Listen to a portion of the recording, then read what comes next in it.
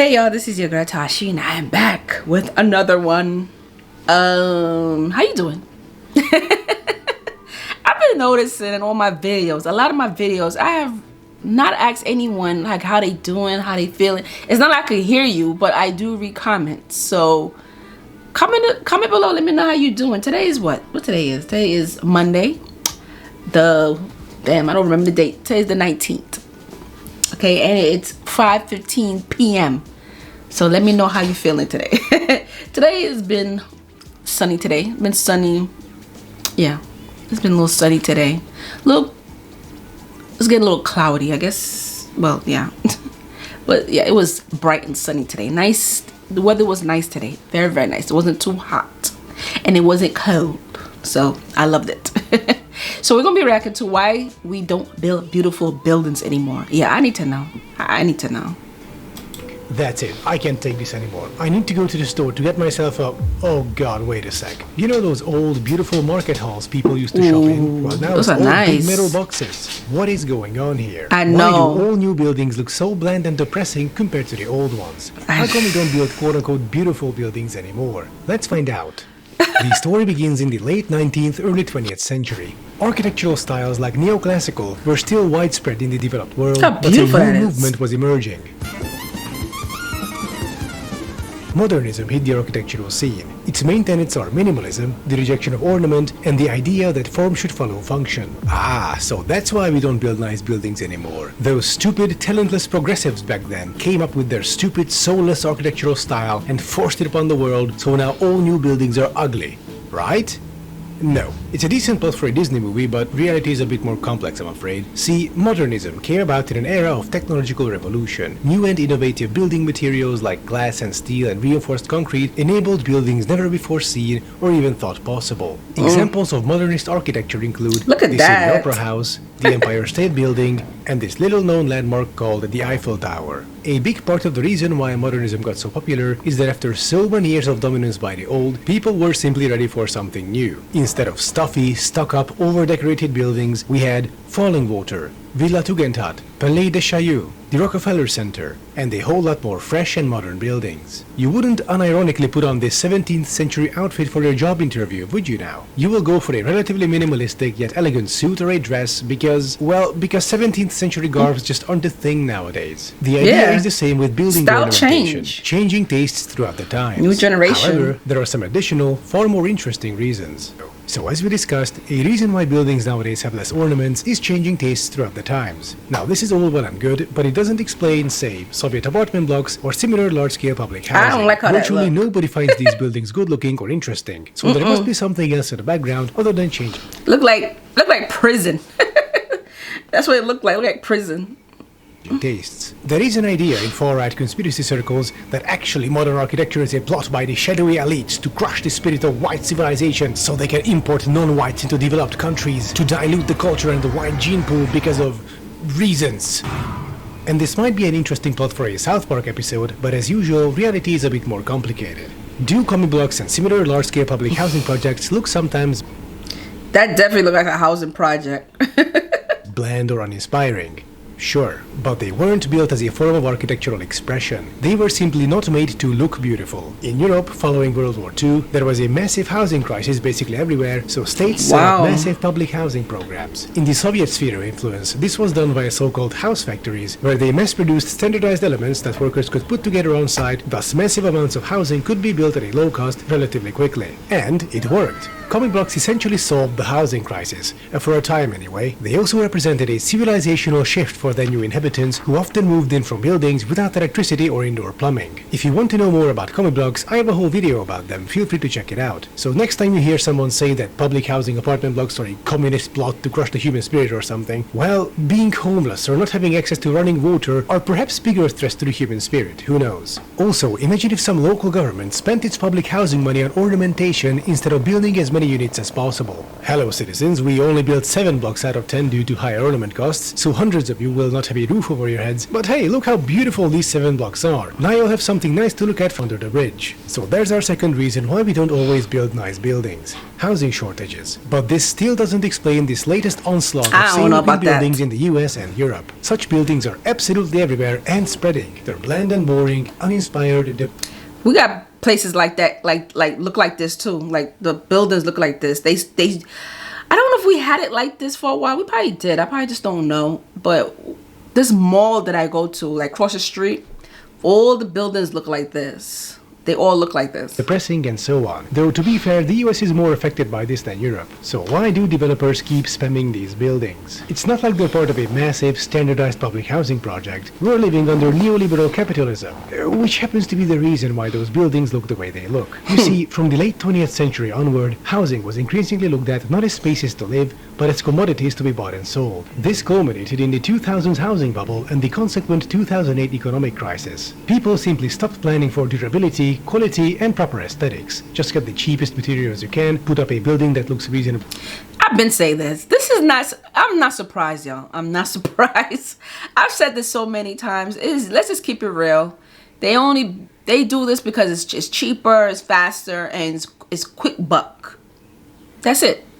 Cheaper, faster, quick buck.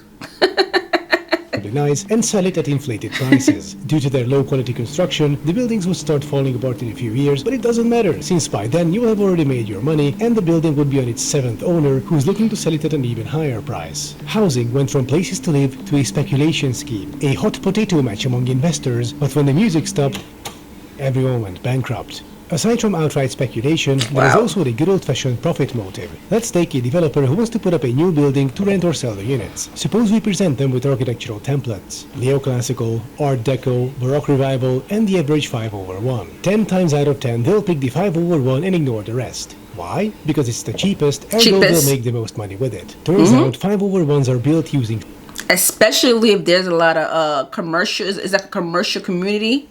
Well, yeah, that's what they call it, commercial community. You definitely make money because people most likely gonna spend a lot of money in those places because you have a lot of stores around. Like any country, I don't know how other countries are, but I know certain countries, if you live in a city where you're surrounded by a lot of companies and stores, whatever you want to call it, you'll be paying a lot more because you're surrounded by all these stuff, you know. So people gonna want to live in those type of places because they're surrounded by, you know, they don't have to travel far. I should say they don't have to do a lot of traveling. They don't gotta spend extra money to travel to go certain places because they pretty much got everything they need. So they're gonna pay more on rent. Standardized materials that can be mass-produced, keeping costs down. Even if the quality is questionable, well, it only needs to hold together till the end of the warranty period, then it's the new owner's problem. Or in case of renting, they don't care about none of that. Developers can just keep blaming the tenants for defects and deduct repairs from their deposits. A developer could spend a boatload of money on a durable, brick neoclassical apartment building with tons of ornamentation, but that won't affect the rent or unit price all that much, since the 3 most important aspects of real estate are location, location, and location. If you are a developer building units in a desirable location, as long as the units are mostly habitable, that's all you need really. You'll have made your money. The story is the same with office buildings and large shopping centers. As we do not mass-produce classical ornaments, they would need to be custom-made for each building at prohibitive costs. But how come companies don't want to build something representative still? Why aren't, say, Walmarts built nice, like those old market halls? With that, we arrive at the 4th factor. And what would that be? Recently, the beautiful Art Nouveau facade of Prague main station was renovated. The station regained its former splendor, but almost nobody noticed, because no one is there to see it, because there's an urban freeway and an elevated parking lot right in front of it. If you want to experience the facade's architectural beauty, you have to crawl through dark, piss-smelling underpasses and grimy, rusted spiral stairs and stand in the middle of a concrete parking lot next to an urban freeway. Hardly a conducive environment for savoring the arts. Car-centered areas actively sabotage architectural beauty. Why would anyone bother building something good-looking or waste money on ornamentation when no one will be around to appreciate extra money? Even if you build a good-looking Walmart that isn't just a big metal box, who cares? People will just park their cars, scurry inside, do their shopping, and then drive away. And then leave. Nobody stays around to stroll, to talk, to hang out, to take in the... That's kind of true. Like I said, they're very smart. It's all about the money. So they're not going to do all that because, well, first of all, they know people are not, like he said, people are not going to hang around. Well, people like me, I'm a little different. You know, I guess you could say I'm a little different from everybody else. I like to look at the buildings. I have a habit of looking at the walls and the ceiling. I like to look at the floors. I like to look at the build. That's just me, you know. Especially if it's somewhere I've never been before. I have a habit of doing that, and I've noticed that, you know, people, you know, they're not gonna spend all that money trying to fix it up nice and everything because they don't care, you know. First of all, the people are just gonna come and shop and leave anyway. So people don't hang around and talk like they used to. Beauty around them. What good is a beautiful building when your city is built for cars? Cars don't appreciate architectural beauty, people do. But for that, they have to be around. And if roads in your city look like this and sound like this, nobody will stick around. In which case, why even bother building anything nice? Yeah, aside from urban I metro guess. traffic, parking minimums are also to blame here. Those old, atmospheric, human-centric, beautiful areas would be illegal to build today due to parking requirements. The I mean, this current is laws in nice. much of the world actually prescribe car-infested cities and force developers to build a ton of parking for new buildings, which then induces even more car traffic and drives up construction costs. Thus areas become congested, thus there will be less Damn. people hanging around, and suddenly you don't need to build anything good-looking anymore. People will be looking at the road in front of them, not at the buildings. And If I see the place look like that, I'm not driving through that. I'm leaving.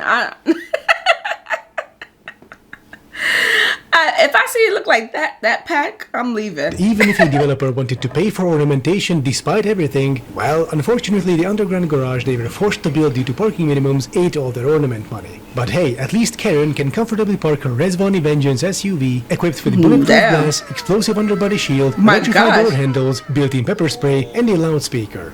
Hey, Bobby, it's your mommy. So to answer the question of why we don't build quote-unquote beautiful buildings anymore, and by that people colloquially mean ornamented pre-modern buildings, the reasons we've pinpointed are as follows. Tastes changing with the times, sheer necessity to house people, housing becoming a commodity instead of places to live, and car-centric urban planning. So next time you see a new quote-unquote ugly building, you'll know why it's there. No I guess. conspiracy, just I guess. tastes, necessity, capitalism, or cars. And this is not to say we stopped building nice things. Beauty can come from places other than ornament. Take the three biggest stations in Budapest, Keleti, Nyugati, and Déli. Keleti and Nyugati are beautiful, but so is Déli, just in a different way. And personally, Déli is my favorite of them all. Anyway, that was my excuse to talk about rail. Thank you for watching. I guess I understand why people who own these buildings they don't care because they I guess they figure that other people don't care neither. And it's sad because people like me, I enjoy looking at a nice, beautiful architect building, you know. I'm one of those people that like to look at it, but so it's sad. I guess I'm in the wrong country, I guess. Maybe the wrong part of America, I guess. Where I can just sit around and just enjoy the buildings and stuff. So I don't know. But anyway, comment below. Let me know how you feel about this video. Oh my god. And make sure you subscribe to my channel. And I will see you lovely people. Take care of yourself. Be safe.